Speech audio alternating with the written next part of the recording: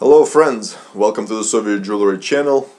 I'm your host Dmitry Tamoikin, and today I have a very special episode that will not only be interesting to you but is very close and dear to my heart. That is because today I would like to talk about how the Soviet Jewelry project got started. Many believe and think that I had millions of dollars to spend, or even tens of thousands of dollars to spend on this project. However, nothing could be further from the truth. When I first came up with the idea of developing this project and talking about Soviet jewelry as collectibles and items that are great for an investment, I had very little money to spend, and it was to a point where I had only a few $100s each month in general available to me to spend on anything, and most of it I spent on Soviet jewelry because I believed this project had tremendous potential. So let's start this episode with some interesting exhibits that you will find interesting, and my hope especially that you will find them very inspiring. So the first item that I would like to show you symbolizes the official start of the Soviet jewelry project, and this item is the very first Soviet jewelry piece that I purchased, and it was the very first in my collection. So this Soviet gold ring,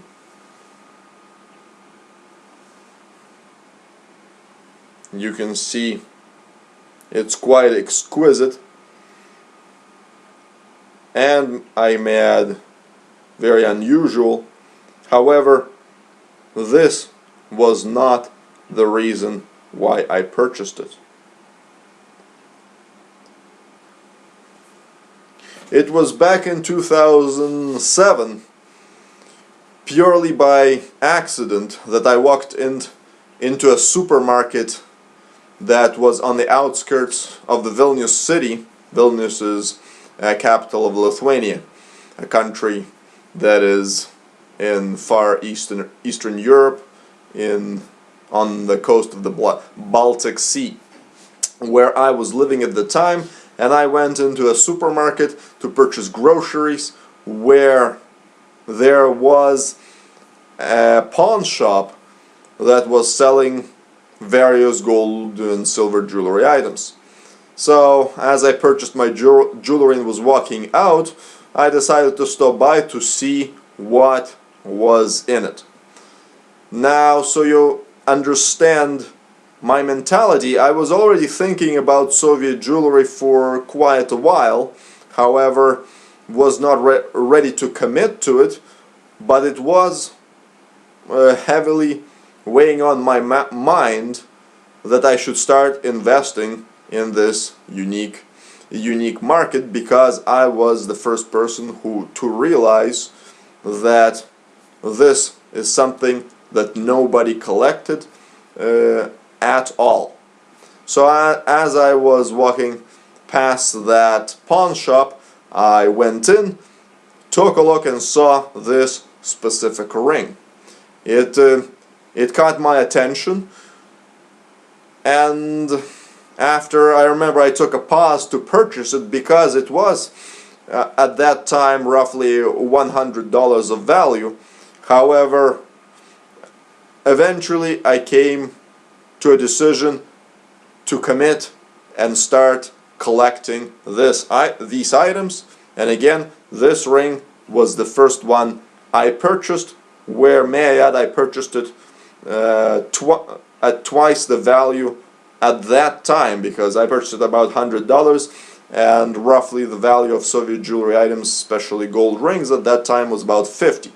So it was a bit of an investment, especially like I said earlier, I only had about $200 to $300 extra per month to spend on anything, and most of that had to go on groceries and other expenses, so I was earning very little.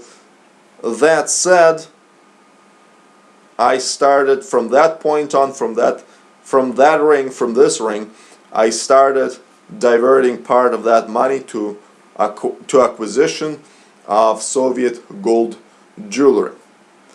And now I would like to take a step back and tell you how the idea was born in the first place.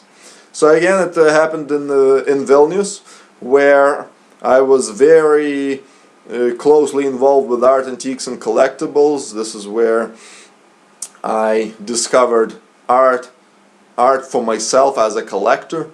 So this was a period of my own artistic renaissance, so to speak. And I was acquiring quite a bit of magazines about art, antiques, and collectibles. And as I would buy them or borrow from somebody, I would flip through them. And as I flip, I was always looking for information which I could act, what was interesting to purchase, what was not, what is lucrative, what is about to enter the market, so to speak. And one article actually that sparked my curiosity was an article about military optics and how a collector was one of the first who started collecting them, and he was the authority in the market. And he said that very few of such items were available, made, and so forth. And that kind of resonated with me, and an idea was born, more like a question was born, which basically went something like this: what can I collect that nobody does? What is there that nobody collected or even thought of collecting? And of course it was something of actual value and of interest, because you can collect just about anything. However, I was interested in something tangible, and especially I was interested to be the first, just like in that article. Same way, I wanted to be the authority, I wanted to be the first person to collect it.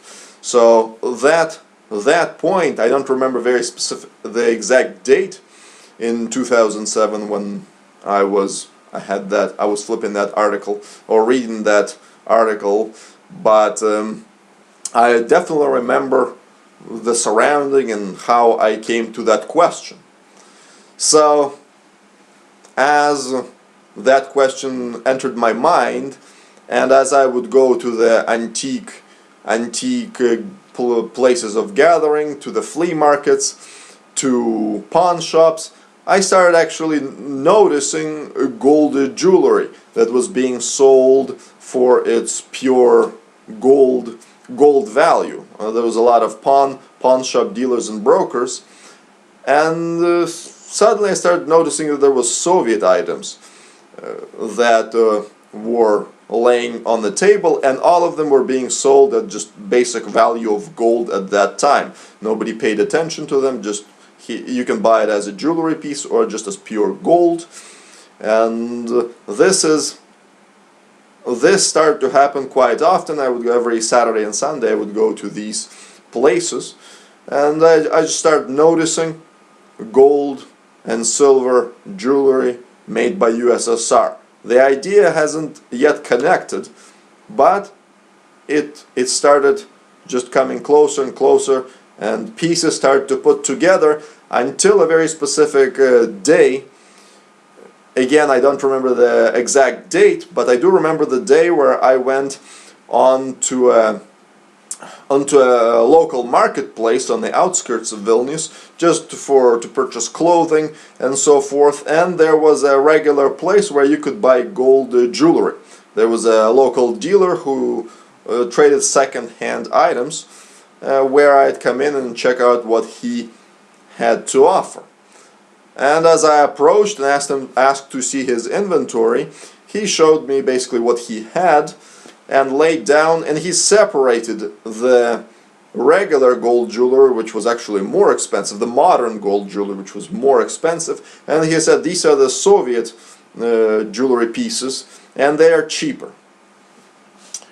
And that was the eureka moment. This is when I realized, wait a minute, the answer to my question just arrived.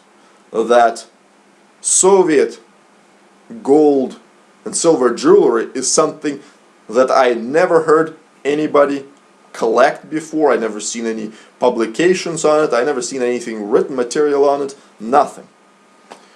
Needless to add that at that time when I visited him, I didn't purchase anything. I had no money to do it at that time, so I left without buying a single thing.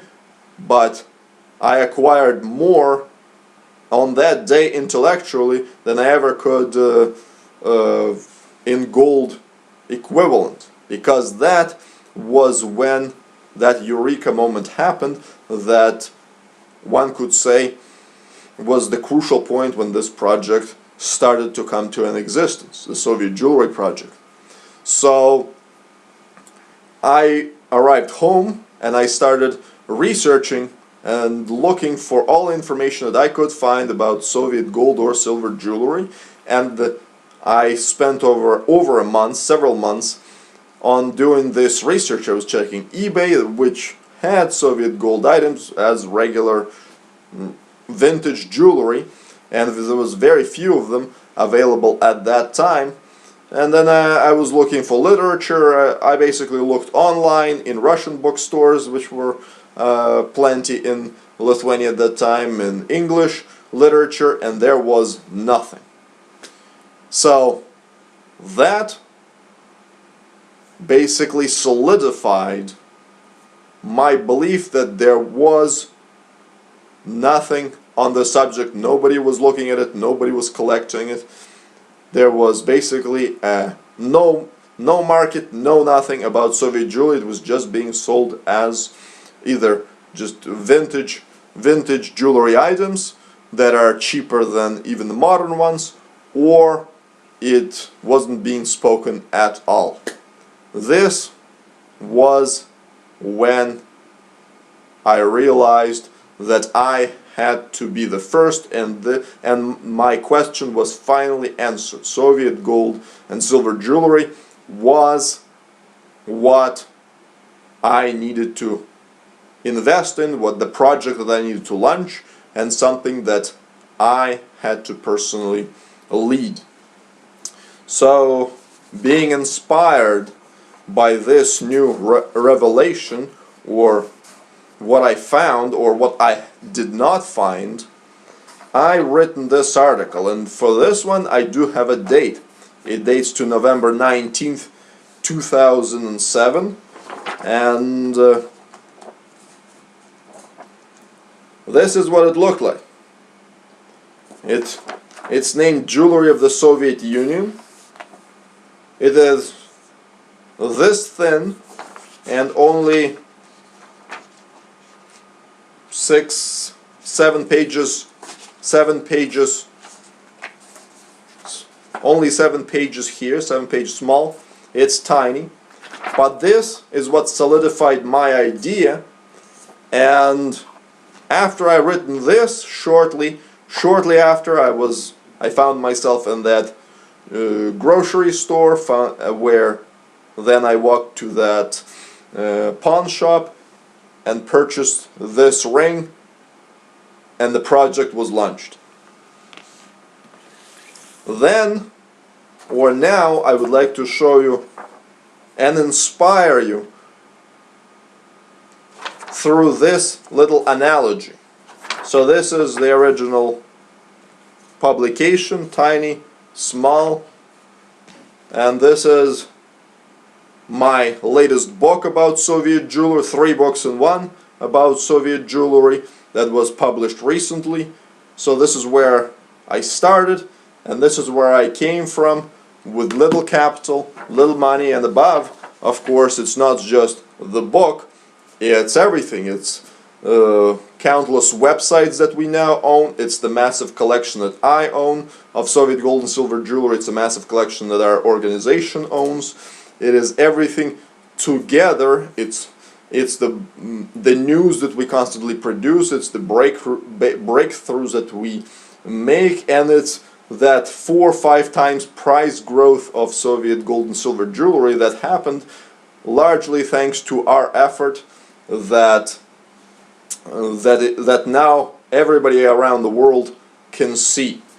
So this is what I would like to inspire you with, that small beginnings have large outcomes. This was the first ring I purchased. It was for a while the only ring I had that represented the project for a while back in 2007, where I still could only purchase one item maximum per month, and this is the publication that launched it all, and now we have one of the largest collections of Soviet gold and silver jewelry on the planet. Now there's books, there's publication, there's websites. So, and this is now a very fast and growing and beneficial and quite profitable market that everybody can partake in, and it still has many ways and stages to grow and expand.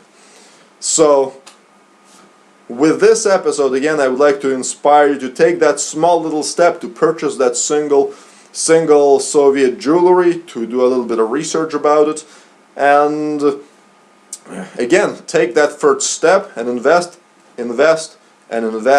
in Soviet gold and silver jewelry market. Again, small beginnings have large and very beneficial outcomes, so take that first step and see your collection, see your money invested in this unique market grow.